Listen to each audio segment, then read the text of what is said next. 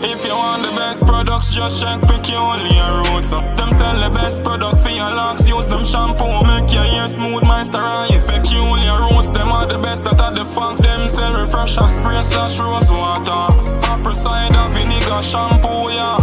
If you want the best products, just check Peculiar Roots. Them are the best, tell ya. That are the funks, Philox. Peculiar Roots, them are the best. Me I tell ya that. With us, black charcoal, shampoo, soft moisturize. Them sell the best products. Beard care, grooming kit that can up. Braids, locks, twist, build up. Free gel, make your hair edge it from up, yeah. Them sell the best thing. Peculiar Roots, them are the best. Visit peculiarroots.com and start embrace your uniqueness, yes. Yes. Hey, y'all. Happy day. Oh, happy day. Happy day. Welcome, y'all. Welcome to Locked and Loaded Live. My light is, Alicia, can you adjust that light? Because I look like a ghost. Hey, y'all. Happy Thursday. Welcome, welcome, welcome, welcome, welcome, welcome. If you are joining us for the very first time and you're like, what is this? What's going on? My name is Tara, and yep, just turn the button. My name is Tara, founder of Peculiar Roots, and we have Locked and Loaded Live every Thursday at 6 p.m. where we teach you how to take care of your crown, and a lot of fun stuff, right? But tonight, we're getting a little bit serious. Because we talk more than just about your hair, right? It's an entire all over. We need to be balanced, right? We need to be balanced. And if you, hey, y'all on Instagram was just waiting. Hey, Instagram. Hey, Facebook. Hey, YouTube. So tonight we're going to be talking all about mental health, which is not talked a lot about, especially in the Black community. But we definitely want to dive into it. And so what better way to talk about mental health than with one of our Lock Tribe members who, is no stranger to this topic, excited to talk to you guys about it and really just be transparent, right? Be transparent. We have gone through a very tough year. A lot of us have gone through a very tough year and pivoted, and some of us are still getting back on our feet. Some of us are still navigating how to get back on our feet, and we are not able to talk to family. We're not able to see family. There's a lot going on, and sometimes, especially as Black women, what we do, we bottle that all up and we don't talk about it, right? And so tonight we definitely want to dive into some of the things that we can be doing to better communicate with others, to better make sure that we're taking care of our mental health. A lot of the times we talk about mental health and it's more so on self-care, and self-care is so broad, right? Some people consider self-care going to do your nails. I always tell y'all that ain't self-care for me. But it's so broad. And so tonight I'm so excited to bring our guest, Desiree, on. She's going to be on on Facebook with us. And she's also going to be on Instagram. So I'm going to wait for her to hop on Instagram. Let me see if she hopped on Instagram as yet. Desiree gone to Instagram as well, and I'm gonna bring her up. Hey, girl. Hey.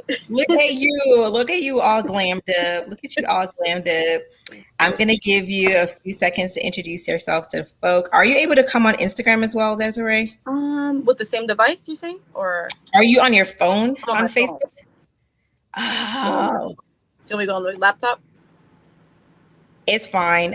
We normally do laptop on here and then phone on Instagram. But we can, if you want to tune in fully, y'all, come on over to Facebook. Otherwise, if you can hear Desiree on Instagram, that's fine as well. But if you want to see her and ask her questions as well in real time, come on over to Facebook or YouTube. So I'm going to give you a few seconds to introduce yourself to the people. Okay.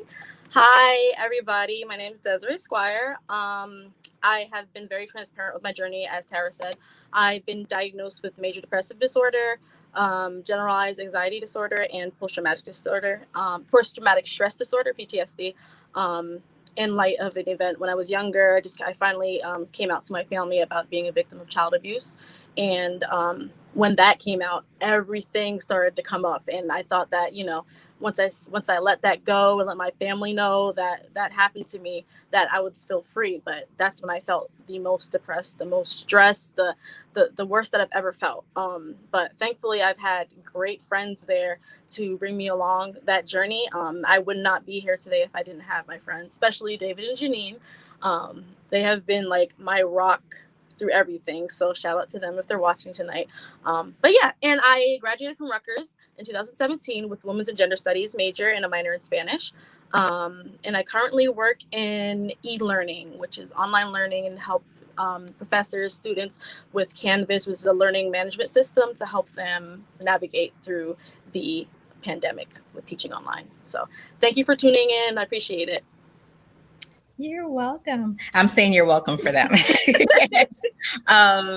Lee, can you turn that off altogether? I don't know. I feel like I look like a ghost today out here. So we're going to dive into it, Desiree. Like I said, this is kind of a taboo topic, and we just don't talk about it. And we want to continue these conversations way beyond just this month. This month is Mental Awareness Month, but we want to, just make sure we're covering this and talking about this every time. I remember the first time I think I met you virtually was during our virtual party, right? And that was the first time I met you. And if you guys missed it, we had a virtual party with all of our amazing tribe, and it allowed us to meet each other virtually face to face. So we all had interaction, like me and Desiree talking right now. And after the conversation, you came and you were like, "Oh my gosh, I was going through depression, and you guys just made my entire day." And I was like, here I am thinking that we were just meeting, having fun, but for you, it was more impactful. So can you tell us, how were you able to navigate COVID? How challenging was it for you? And how did you cope with it, going through that whole motion? Yeah, of course. So going through COVID, it was very hard for me because I had basically nobody next to me, because COVID, you can't be around certain people because of the pandemic and everything. So it was a lot, but I made sure that I went back to therapy, because that time I realized that I had a lot of intrusive thoughts because I was being by myself most of the time. So I made sure to get back into therapy and to go every week and to see my psychiatrist as well, because I do take medication for my mental health. I don't know if I disclose that on my page if you follow me, but I love you too. Yeah, so depression was really hard for me during that time because like I said, I was by myself. And another reason why it was very hard for me is because I don't really speak to my family regarding depression, because it's very taboo, as Tara mentioned. And the fact that I have many intersectionalities, like my parents are from Jamaica, I am African, like American. Also the fact that I'm first generation here. Being Pentecostal Christian, it's not something they talk about at all. It's always pray. And I understand that, you can pray, but to a certain extent, you need help. You need help beyond that. And it's okay for you to want help and to need help beyond that. And we need to normalize that and to break that stigma, because the reality is people are dying. People are dying from stuff like this, like depression and stuff. And like, to be transparent with you, because I told I want this to be a very conversational type of night, for people to share and to know that this is a safe space, because for me, I never had that opportunity, and I want to give that to people. But 2 years ago, in 2 months, I got this tattoo. I don't know if you can see it. I was considering suicide, and I know that's deep, very deep, but I just want to be transparent. And if it wasn't for my friends stepping in and telling my mom that what I was going to do, I don't think I would be here today. So, a support system I didn't really have, but other than my friends, my family, I didn't really have that, because they weren't, to be fair, they weren't as well. They didn't know how to deal with it, because they never talked about it. Everything was just brushed to the side. So I don't want to say that they didn't care about me, but they didn't have the resources to help me the way that I needed to be helped. Donnelly says she has the same tattoo behind her ear. Aisha says, I love how transparent Desiree is about her mental health journey. So proud of this queen. We are too. You said a lot, and so I want to like unpack it a little bit. Um, and I love that we're going deep, right? And if you're going through depression, if you know exactly what Desiree is talking about, feel free to drop some like love in the comments, drop some questions, drop whatever worked for you, because someone may just be watching this and they need that, right? They need that. One of the things that stuck out to me that you said, Desiree, is just even family, how family cope with mental um, illness and all that stuff. And just even having the conversation. Um, I'm Jamaican, so I know it's taboo. Like, they're just gonna be like your mad or whatever, Yeah. or we're not gonna talk about that because it's like embarrassing for the family, or what you mean. It's like just even expressing yourself culturally sometimes is very hard, Yeah. right? That's one of the things I love about even my mom and I relationship. Like, we're able to talk about everything. But I could see for anyone who's listening, if culturally it's like it's taboo, you don't talk about that. One of the things that you mentioned is like just even going to a therapist, a psychiatrist. It doesn't have to be your family. Just like even, and this is no comparison, but like even with your lock journey, right? Sometimes people they don't want to see that you have locks. They are like, oh my God, that's disgusting. Why do you have locks? Go comb your hair. And you venture outside of that and you find like a lock community, or you find people that you can relate to, right? It's the same concept when if you're battling depression or you're going through something and the people that you love around you don't understand or don't know how to navigate that with you, it's okay to go outside of that comfort zone and find people that can really assist you, because it is a real thing, right? I think one of the things that we always put aside is like, one, we've been traumatized forever. Every Black person is traumatized. Okay. Yeah. We are traumatized with the old, like everything. Like, just imagine, right? You're a Black person. That's already, I think we should get a pass.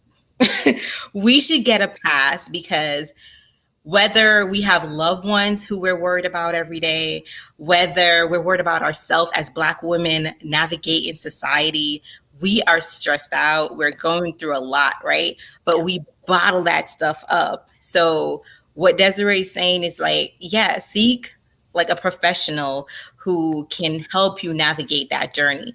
Desiree, can you walk us through, because even though you say, that was deep, like, I thought about suicide, like, I want to unpack that, because you never know what are the stages, what's the thought process. Like, you mentioned, yeah, my friends helped me, but does that just mean like, hey, they picked up the phone at the right time, or somebody came over at the right time, or you reached out to someone, or what would help you to navigate this better? Are you know it's a lot of questions I'm asking you, but I want us to be super transparent and not just say, oh yeah, I thought about suicide but my friends were there. Like, what if someone on here is watching and they're thinking about suicide? What are some of the steps that you would say they should start taking? Whether it's, because I can say I love you all day, but it's really how you feel about yourself, right? So can you just rewind and help us unpack some of that? No problem. So that was a very dark moment in my life. I'm going to be very transparent about that. It was a very dark moment in my life, and I did not.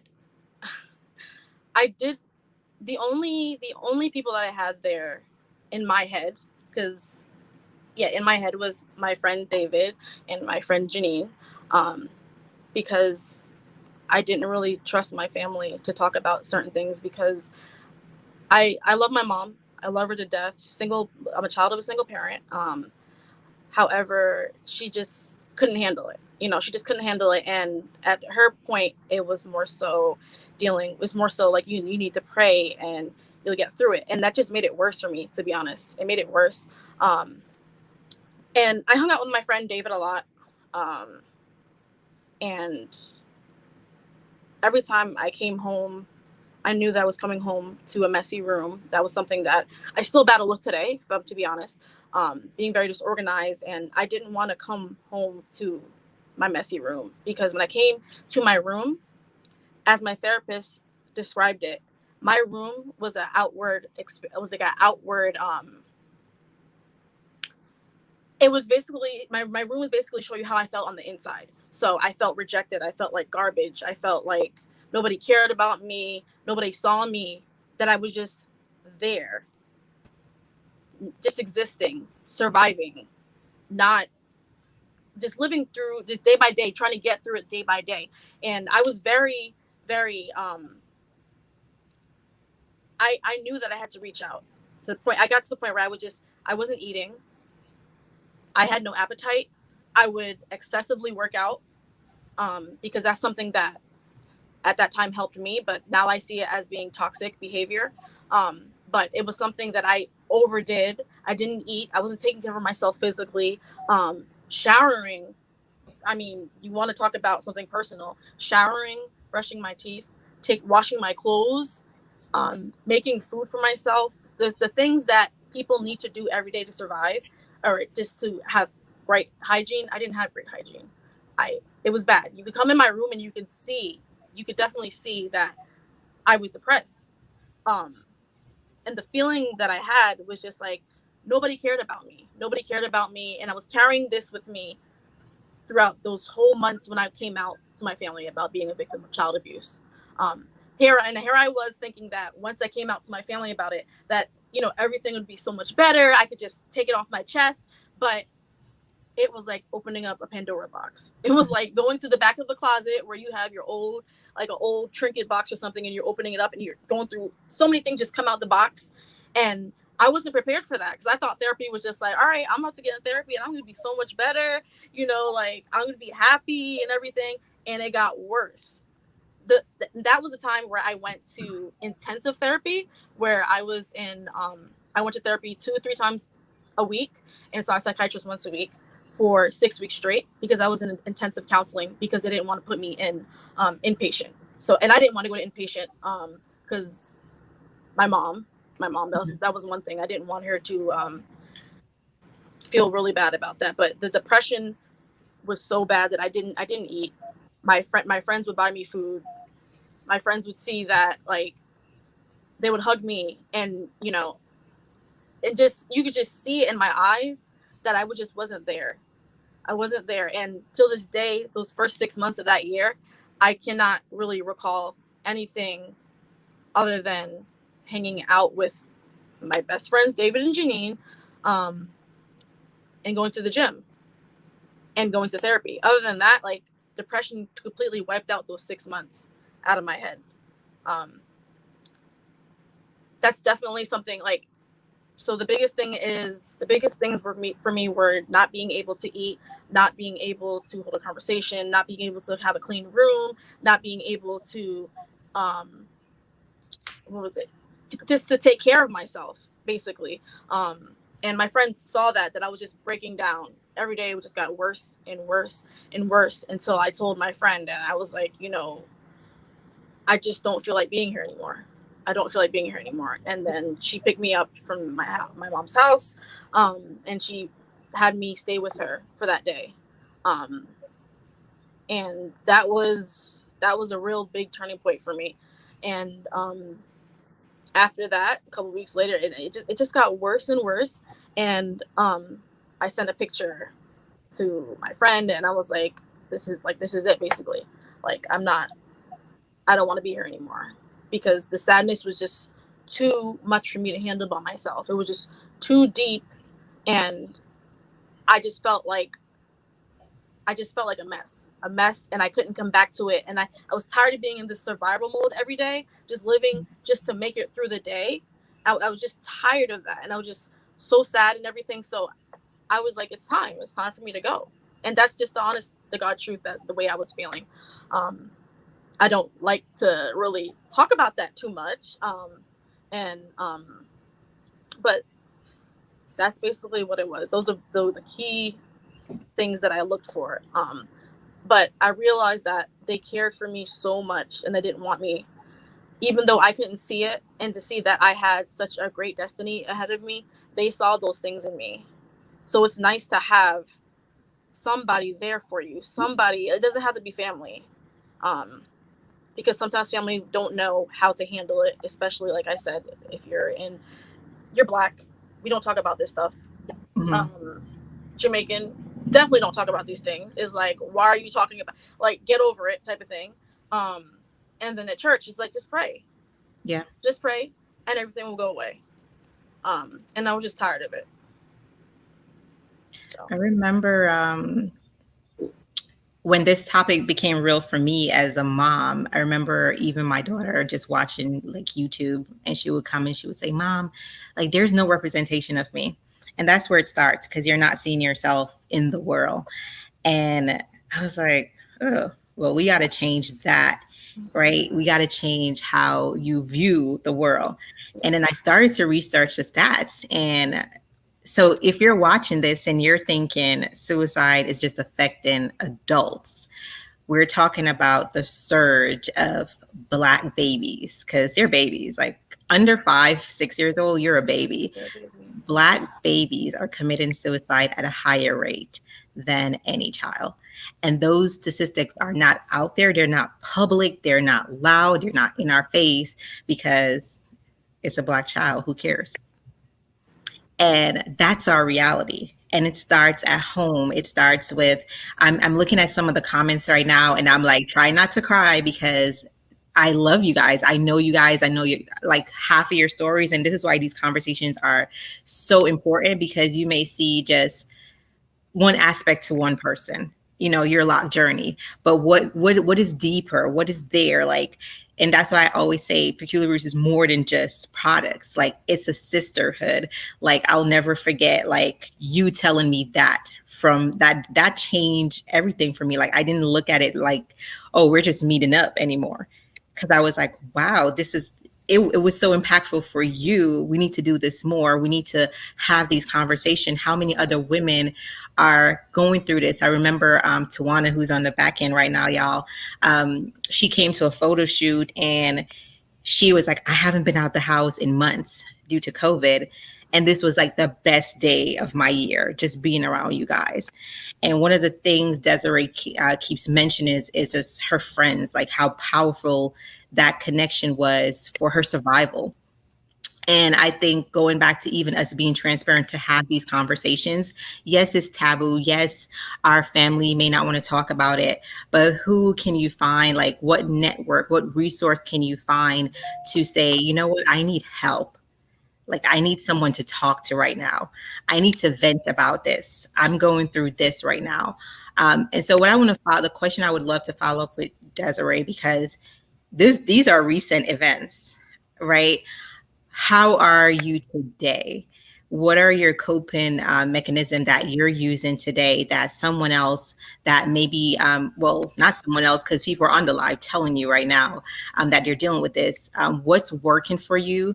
What's been challenging that we can learn from? And even if we're not going through this, because I think, honestly, I think we all go through something.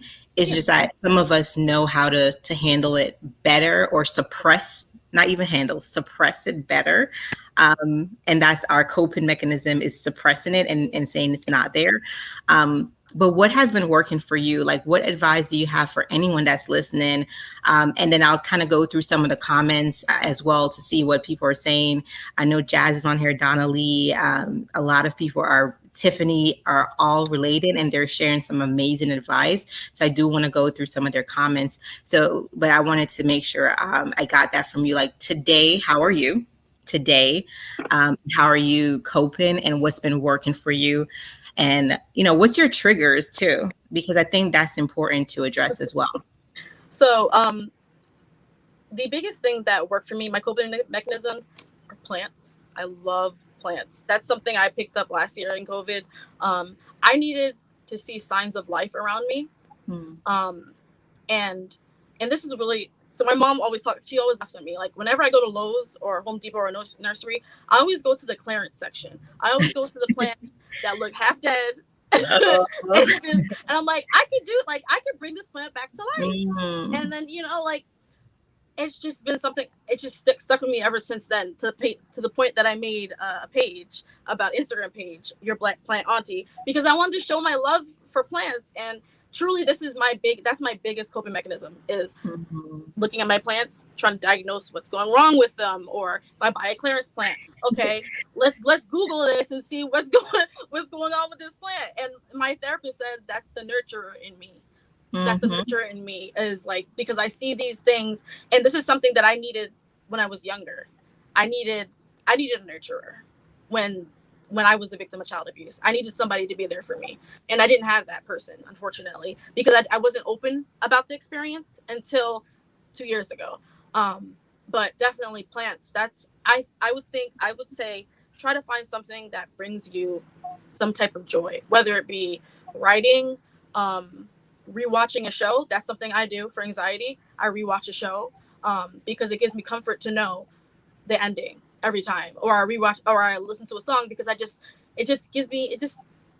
increases my serotonin and everything, and I just get so happy. And like, so I rewatching shows, planting. I got into gardening.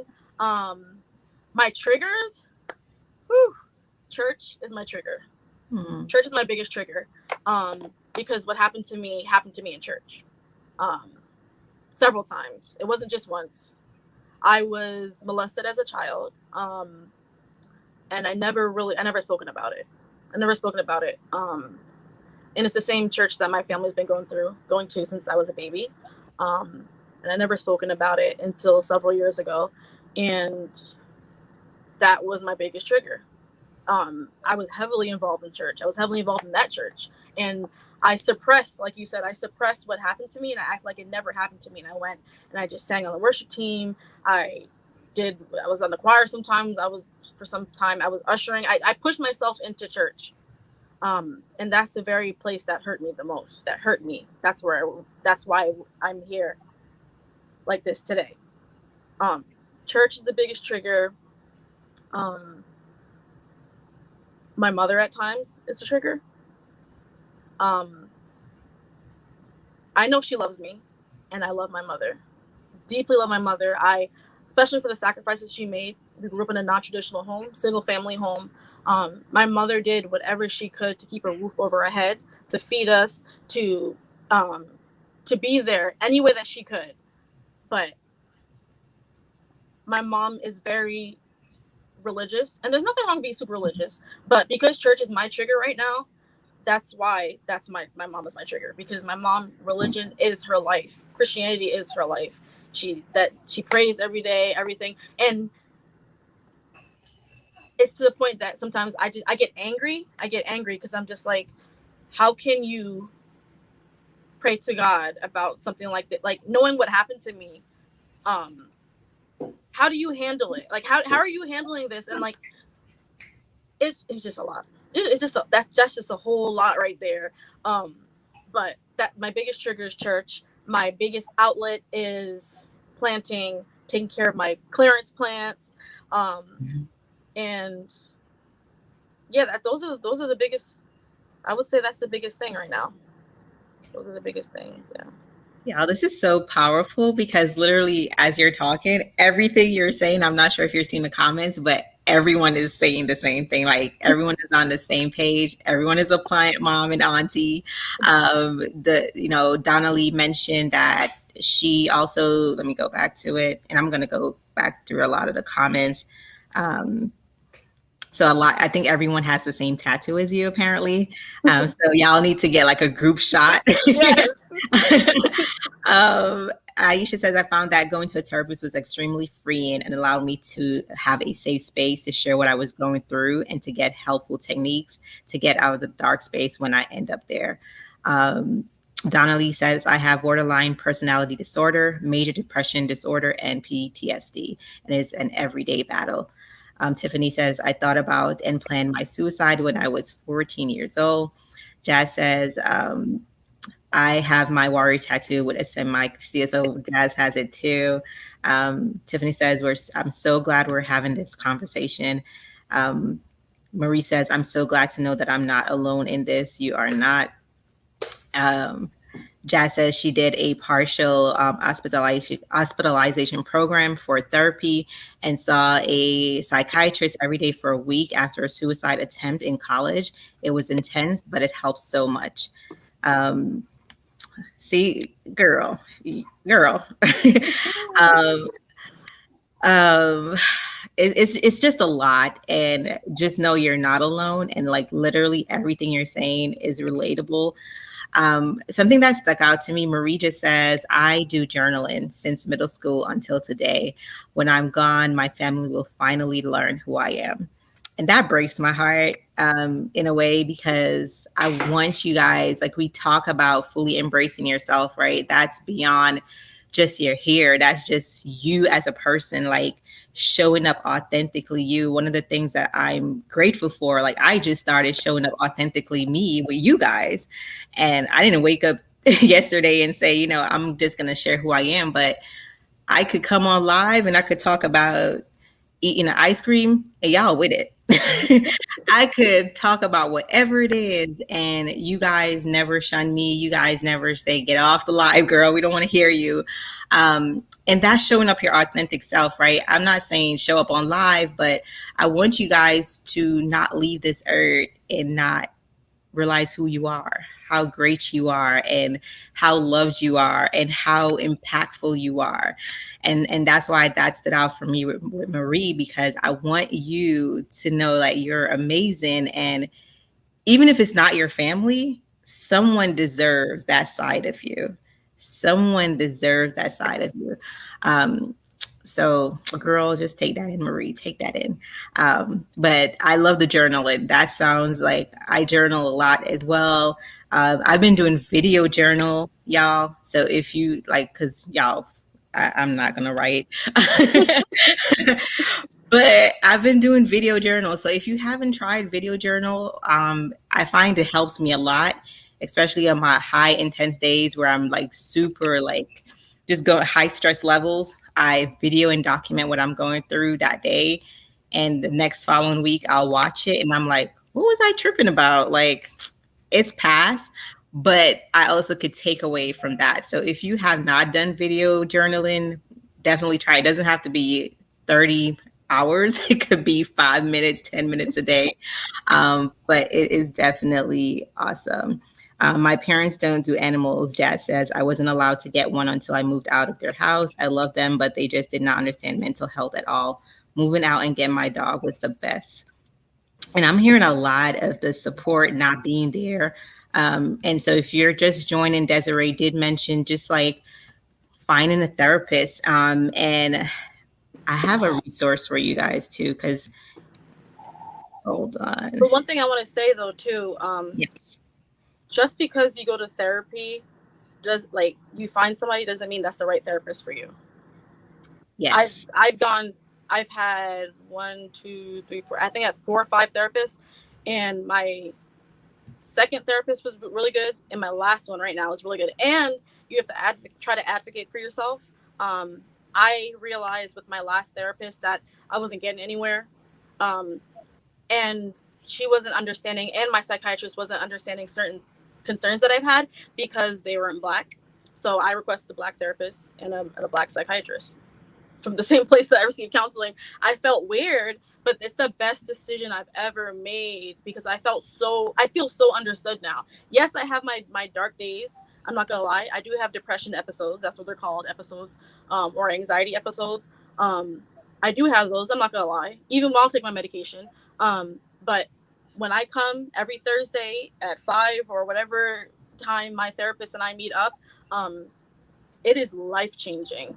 Like it is a life changing, and I'm so happy that I advocated for myself and said, you know what, like I want a Black therapist, I want a Black psychiatrist because I wanted to feel understood and feel valid.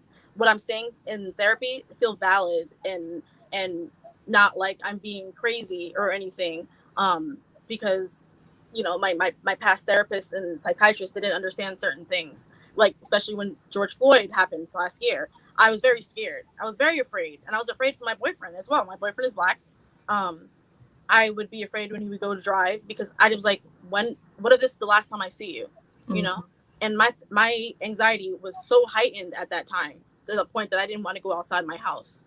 I didn't want to go out and walk and exercise or anything. I didn't want to do any of that stuff because I was just very just anxious that something was going to happen. Something was going to happen to my boyfriend, to my brother, to my brother-in-law. And it was very hard for me. And I don't really, and I told you, like, I don't really talk to my family too much about this, but it was very hard for me at that time because I was just like, is he going to be next? Is my brother-in-law going to be next? Is my brother going to be next? Like, it was a very hard time. And my psychiatrist and my therapist, nice people, they couldn't relate to me. And I needed that type of connection. So I requested a Black therapist. I even asked my friends if they could help me, because another thing is, if you are very deep in depression, it is impossible, almost impossible for you to find somebody to help you. Find a therapist. It's almost impossible for you to find a therapist for yourself. So if you have a support system, whether it be a friend, a colleague, whoever it is, a family member, whoever it is, ask them if they can help you to find a therapist. My friends helped me find the place that I'm getting counseling right now. I couldn't do it by myself because it was so overwhelming for me. And I wasn't in the thought process. I didn't think I was going to get better because me being so dark and being so deep in my major depressive disorder, I didn't really think that I couldn't do it by myself. So I realized that. And I knew that I wanted to live. Even when I considered suicide, I did have times where I was like, you know what, Desiree, you want to live. So, and that's the times when I reached out to my friends like, hey, can you help me find a therapist? Can you help me with this? Can you help me with, can you buy me something to eat? You know, like simple things that people need were just daunting tasks for me.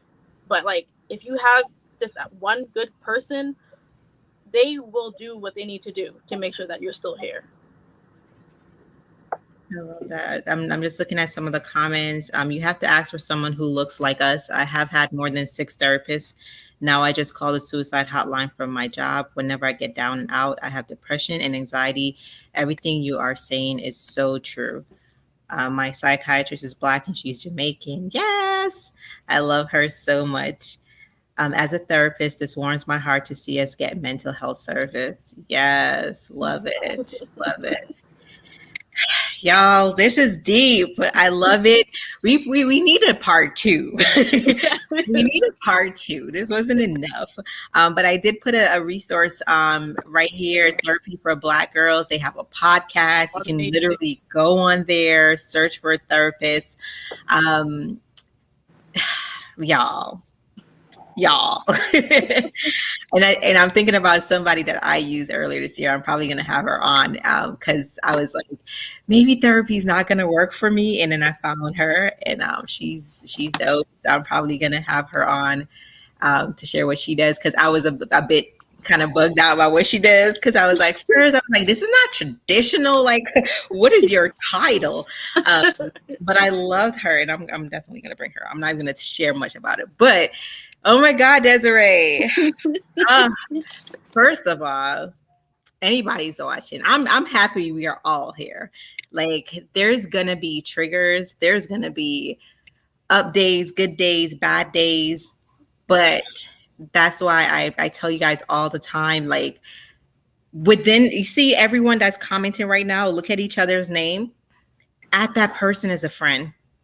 Add that person as a friend, connect with each other, reach out to each other. I know many of you guys, I know Aisha connects with Desiree. I know Donnelly, like, you all connect already. Like, this is what the community is for. If you're not like comfortable, like, you know, posting in our groups and asking for advice or resource or help, or just like find friends in the community, because we are here. We want to love on you.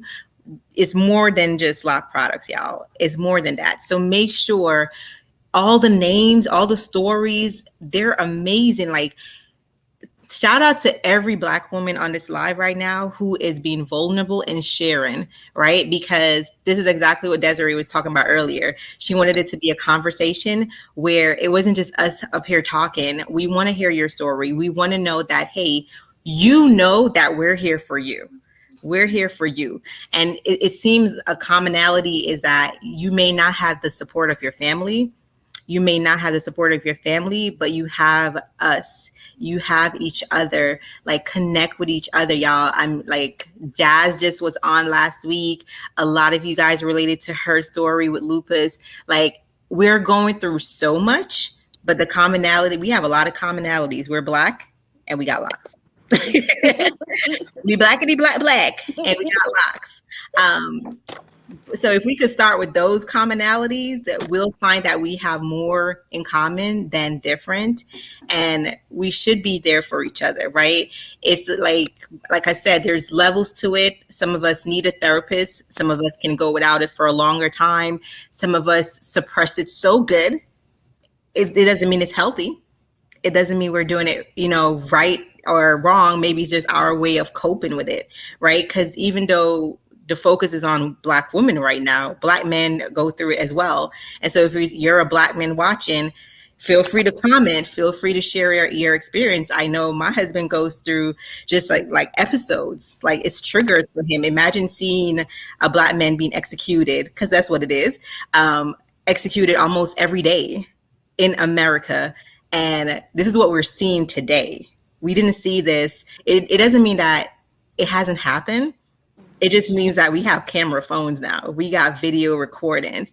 But imagine this happened for centuries and years, and that's traumatizing. Like, my husband coming to pick me up, like Desiree said, you worry about that. Are you going to be pulled over? Because now there's 2 Black men in the car. Even though my son is a baby, he's a man to whoever is pulling him over. And me just showing up with locks somewhere, it's like so many stereotypes. So we're traumatized almost daily. We're reminded of this, our skin, right? And so just showing up, knowing that you're a badass, you're a dope Black man or woman, and we deserve to be here.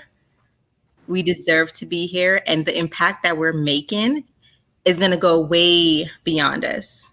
And so if that thought crosses your mind, whether it's suicidal thoughts, whether it's just being depressed, just find that thing. A lot of you guys mentioned those coping things, whether it's a plant, whether it's an animal, whether it's a friend that you need to pick up the phone and call. Be vulnerable. It's okay. Like, y'all, we deal with a lot of shit. And we deserve more than reparation, y'all. I personally think we all deserve free therapists and free medical just because we Black. but we should just know that you're not in this alone. We're going to have more topics like this. We're going to cover more discussion like this because I want it to be a safe space. I want you guys to know that we are here for you.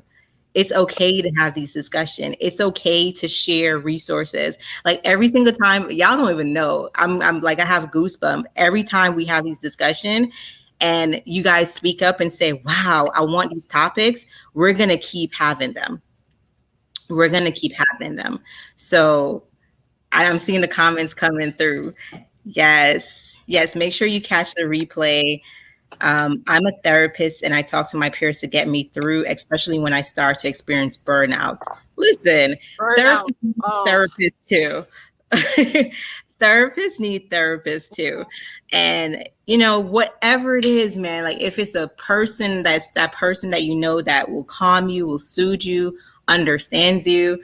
And ignorance is bliss. Ignorance is still there. It's still widely there. Again, in the Black community and just overall, there's a lot of ignorance. And so educating our family members who are willing to hear and listen is okay.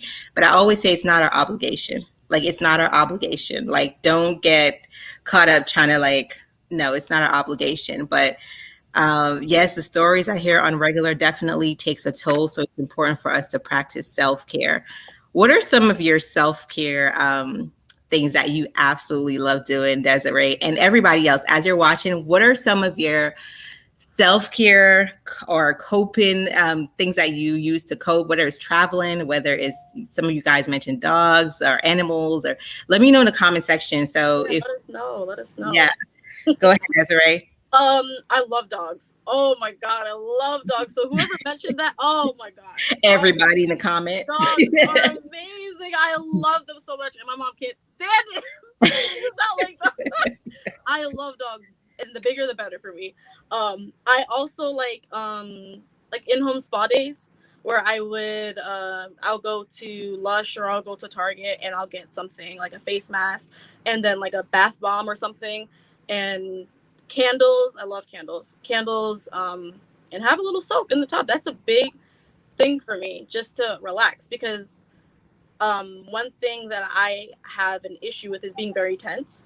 And that comes from the trauma that I experienced as a child. Now that I know from going through therapy and being educated about that, I'm very tense because of the trauma that I've been through as a child. And I hold it in my body, and I'm just very tense. So I know that sometimes I need to take a little soak in the tub, eucalyptus, mint. I will take some essential oils, or have that in the air as well. Light some candles. Self-care for me is clean my room. That's self-care for me. And I know that probably sounds crazy, but for me, that's something I've struggled my whole life with. I can't remember me ever having a clean room, and I think it stems back to when I was molested, and not talking about that, and that being just so heavy on me, and the fact that I suppressed it, didn't talk about it at all, just suppressed it and everything, but it came out. Like, you could try to hold these things in, but they'll eventually spill out. So self-care for me is attempting to clean my room and taking it 15 minutes a day or so to do one project, and try not to get overwhelmed with it. That's one thing that I am trying to learn. And candles, yes, Dolly, candles. I just bought me another one today. Let me find out. We need a Caribbean vibes candle. Yes, because I the one that was in the last box. I'm sorry. Take that back. Let's not. Not too much. Let me find out. I love it. Look at y'all. I want to bring up though before this ends is that it is okay to take medication for your mental health. Yes. That is very taboo. Very, very taboo. If you need it, you could take it. Just take it. You can get off of the medication, but at that time, that's something that saved me as well too. When I went to the intensive therapy program, when I went 3 times a week, and then 3 times a week for therapy and once a week for a visit with my psychiatrist, what was it? I think it was on I was on a certain antidepressant. I forgot. I'm not on that one anymore. And it takes a while for you to get the right dose for yourself as well. Citalopram, that's what I was on. I was in citalopram. And now I'm on Zoloft. Yeah, on Zoloft. But it is okay to take medication for your mental health. Like, I want y'all to know that, coming from a Black person who's been taking it, Black woman who's been taking it for over 2 years now. I can say confidently that if I did not have my medication, that I would not be able to function, and that I wouldn't be here. I wouldn't be here right now talking to you, hosting this conversation with Peculiar Roots and Tara. That was a life-changing experience for me, because I was not functioning. I was not being, girl, I'm trying to get off Zoloft too.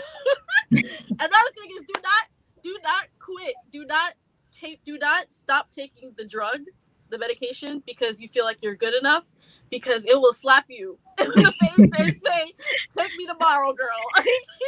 I've had that withdrawal. Not slap you. I'm serious. It was my antidepressants.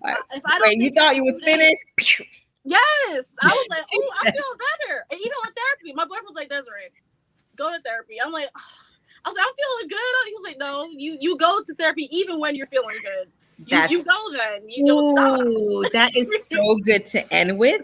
Yes. You go to therapy even when you're feeling good. Because I think the misconception is, I'm going to therapy when I'm all over the place, when I'm insane, I'm crazy, something's going on, I have too much. No, get control of your life now. Because again, we suppress so much, y'all. Like, I know I have a lot going on, and I suppress so much. Like, I have people that I'm accounted for, y'all, right? Thousands of people that I'm accounted for. Like every decision I make, it goes, that's a hard burden to carry, right? It doesn't mean I'm crazy. It just means I need help navigating how to deal with those situations. Like even when I talk to you guys about like saying no to a customer, like you're blocked. Like like last year, my mentor was like, my self-care, my whole piece is non-negotiable. Like your piece should not be negotiable. What that means is nobody, and I mean nobody, is gonna mess with my peace. And so to get to, before I even get to that place, get a therapist, get somebody you could talk to. Don't let your life start, shambling, and you're affecting like the relationships you have because you don't have a hold of your life. So that is a perfect way to end. Like you don't need a therapist because you got all kind of, like, you could get it now. You could get it now, sis. Like, because I'm sure you suppressing something. Ain't nobody life perfect. Like if your life is perfect, honey, you got a whole lot of baggage under there. But nobody life is perfect. So this was amazing.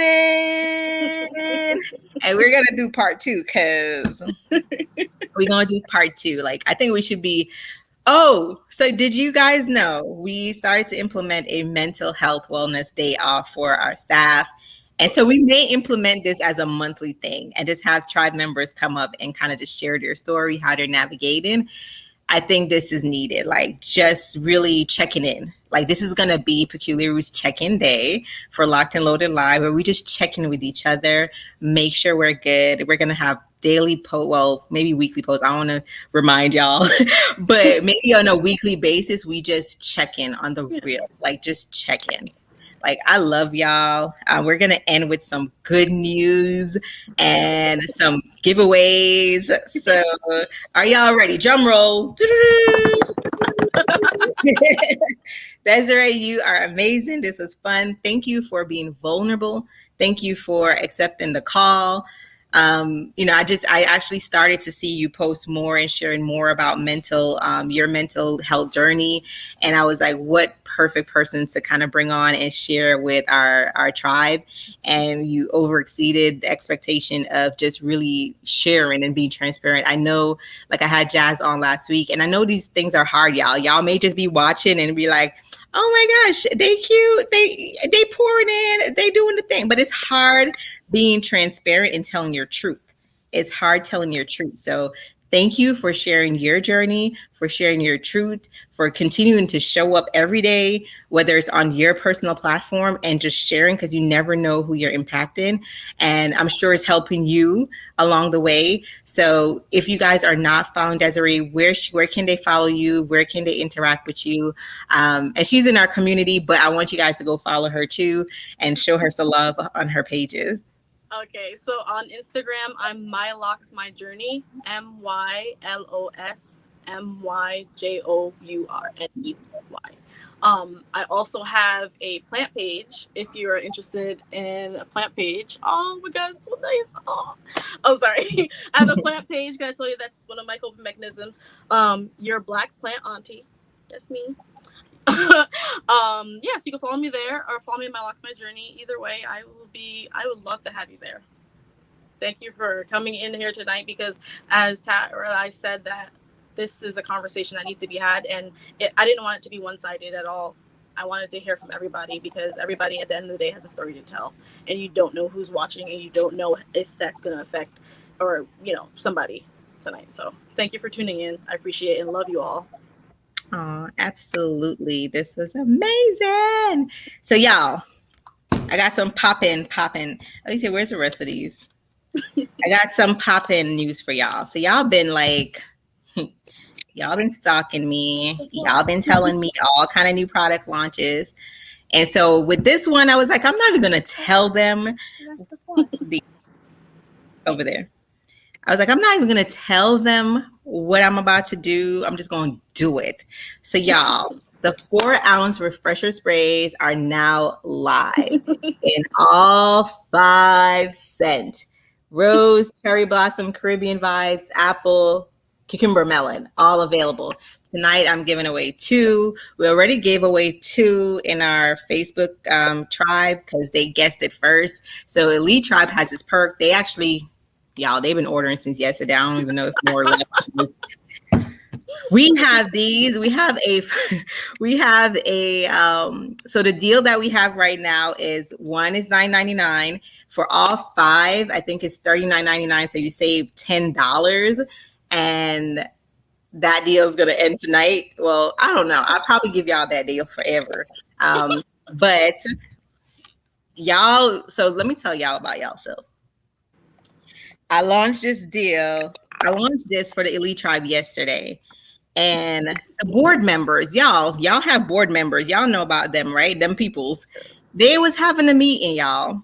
Did you know I wasn't able to show up to the meeting? Did you know they stopped the meeting to go order refresher sprays? Like how the ghetto. Like the ghetto. And I was like, y'all know better than the tribe. They stopped the meeting to go order refresher sprays. So all I know is I saw people that was coming in and they were getting 2 of the 5 packs. So I don't know if there's more. I'm not snitching. First of all, y'all gonna stop telling me I'm snitching. I'm not snitching. I'm telling the truth. So those are available on the site under refresher spray. I'm gonna give away 2 right now. The first person, I'm gonna let Desiree choose the questions. So you get to choose 2 questions. It could be a recap of something you said, and they have to answer right. And they get it. 2 people. Okay. Ooh, girl. 2 questions I have to ask.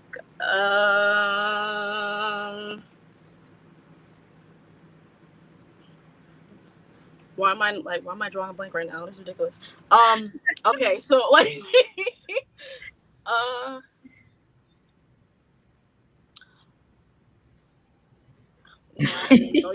the pressure. I didn't prepare her for this. Prepare me for that. Prepare me for that.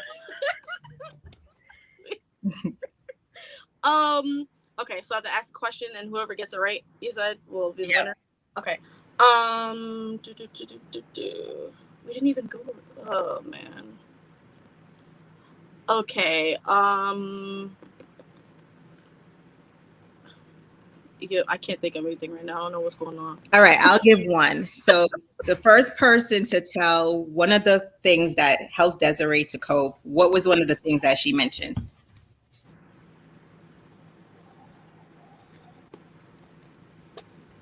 The first thing she mentioned.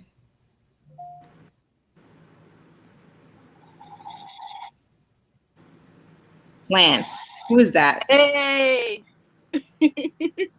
I can't see the winner for this. Is the winner right here. The Facebook user? I don't see the name. Yeah, we can't see the name, but just email us at admin@peculiarroots.com. And in the subject line, put winner. You won the Caribbean Vibes 4-ounce spray. Congratulations. The second one is, so I'll ask this one. What is the resource I gave? What is the website for the resource I gave earlier?